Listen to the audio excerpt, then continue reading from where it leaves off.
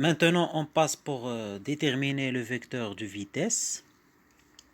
Donc déjà, on a parlé dans la première vidéo de comment repérer un point, que ce soit dans un plan, ou bien sur une droite, ou bien en 3D, dans l'espace. Alors nous, qu'est-ce qu'on va faire? Donc on va considérer toujours un point G dans l'espace, donc qui a un vecteur de position qu'on a déterminé précédemment, c'est OG, donc qui est x fois i, le vecteur unitaire de l'axe x, donc plus y, la coordonnée de g, donc sur l'axe des y, fois g vecteur unitaire. Et enfin, z, la coordonnée de g sur l'axe des z, fois le vecteur unitaire k. Donc, pour déterminer le vecteur de vitesse, donc nous, qu'est-ce qu'on va faire? Il suffit donc de faire la dérivée de ce vecteur. Donc, pour avoir donc, le vecteur de vitesse, il suffit de faire la dérivée de ce vecteur de position. Et bien sûr, l'inverse, si on veut le vecteur de position, donc si on a un vecteur de vitesse et on veut le vecteur de position, donc il suffit de chercher la primitive. Donc c'est très important. Donc pour avoir le vecteur de vitesse, il suffit de faire la dérivée de OG. Et si on veut le vecteur OG, il suffit de faire la dérivée du vecteur de vitesse qu'on va déterminer par la suite. Donc comme on a dit, VG, donc le vecteur de vitesse du centre de gravité G, donc, est la dérivée du vecteur de position OG. Donc on va essayer de faire la dérivée de ce vecteur.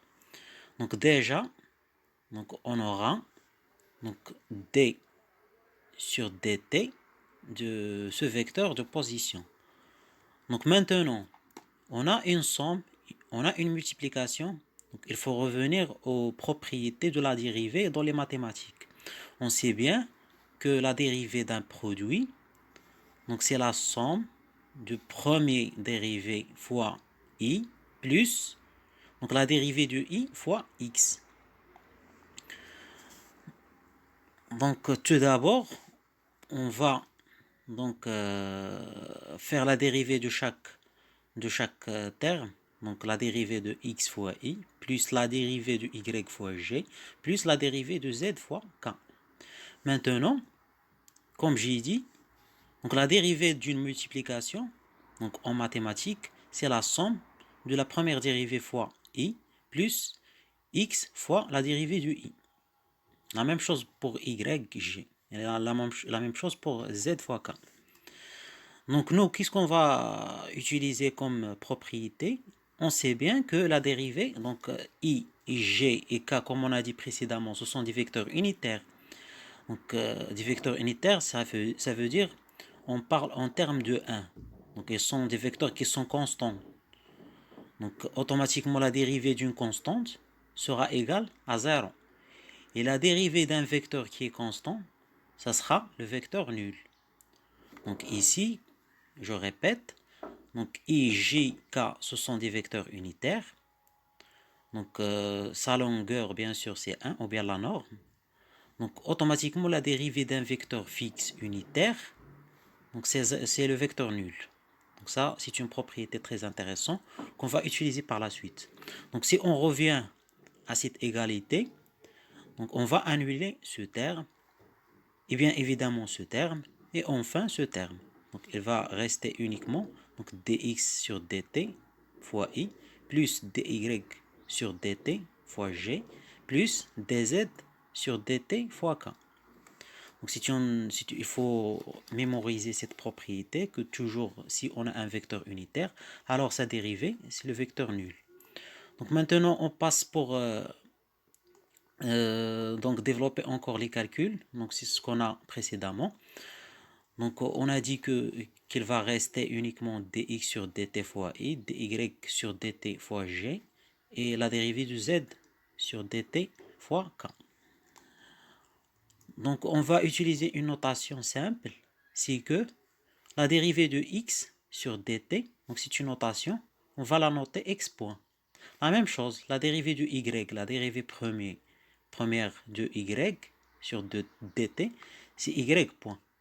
Et encore, pour z, donc la dérivée première de z, donc c'est z point. Donc c'est une notation qu'on va utiliser pour simplifier l'écriture.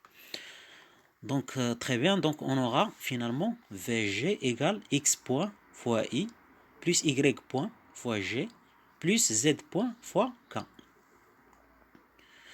Donc qu'est-ce qu'on va noter? Donc c'est x point, donc c'est la vitesse donc, de g sur l'axe des x. Y point, ça sera la vitesse du point G sur l'axe des Y. Et bien sûr, donc Z point sera la vitesse donc, de G sur l'axe des Z. Donc comme j'ai dit, donc si on dérive le vecteur de position, on aura automatiquement la vitesse. Donc ça, c'est la vitesse sur l'axe des X, la vitesse sur l'axe des Y et la vitesse sur l'axe des Z. Donc très bien. Donc maintenant, pour calculer la norme de la vitesse, donc c'est simple comme on a dit. Donc il faut juste utiliser le racine carrée de Vx au carré plus Vy au carré plus Vz au carré. Donc effectivement c'est x point au carré plus y point au carré plus z point au carré. Donc s'il vous plaît, vous essayez de faire le calcul vous-même. Donc comme ça, vous maîtrisez donc comment calculer le vecteur de vitesse. Ça c'est en général bien sûr. Donc si on a bien sûr un mouvement qui est plan, alors on n'aura pas donc z point, donc on n'aura que x point au carré plus y point au carré. La même chose c'est le mouvement. Donc y rectiligne se fait sur un axe, donc on n'aura pas donc y et z. Donc automatiquement on n'aura que x point.